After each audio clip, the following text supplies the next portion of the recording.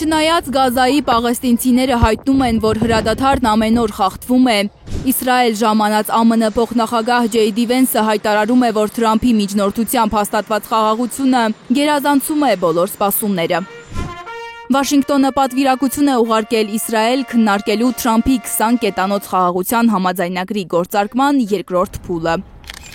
Դրանով նախատեսվում է հանել իսրայելական զորքը Գազայի հատվածից, ժամանակավոր կառավարություն ստեղծել այնտեղ եւ զինաթափել պաղեստինցիների անվտանգությունն ապահովող Համասը, որին ԱՄՆ-ն ու Եվրամիությունը ճանաչում են որպես ահաբեկչական խմբավորում։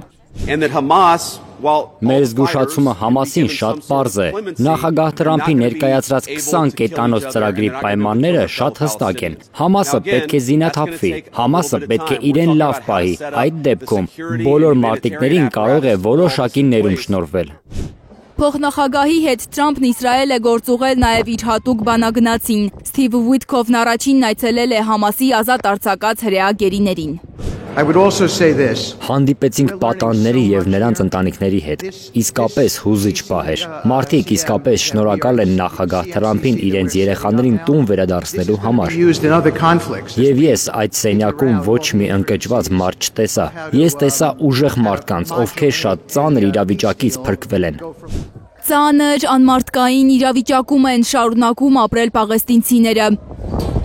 Իրենց ավերված տների մոտ վրաներ ամրացրած մարդիկ վախը սրտներում են քնում։ Իրավիճակը շատ լուրջ է, մենք հենց սահմանին ենք, իսրայելական բանակից ընդամենը մի քանի մետր հեռավորությամբ։ Ամեն առավոտ կրակոցներ են լինում, անգամ այստեղ նստելն է վտանգավոր, ամեն պահի կարող են պատահական կրակոցներ լինել։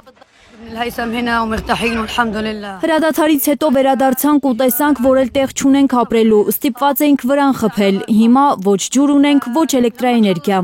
Թեև Գազայում շատերն են բողոքում, որ հրադադարի ամերիկյան համաձայնագիրը կիսատ պռատ է գործում, Իսրայելն ու Համասը շարունակում են մարմիններ փոխանակել։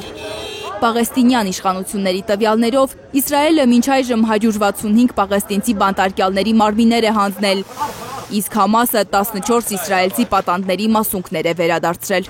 Բացի գերիների ու մարմինների վերադարձից, հրադադարի համաձայնագրի գործարկման առաջին փուլում Իսրայելը պետք է ապահովեր մարդասիրական օգնության մուտքը Գազա։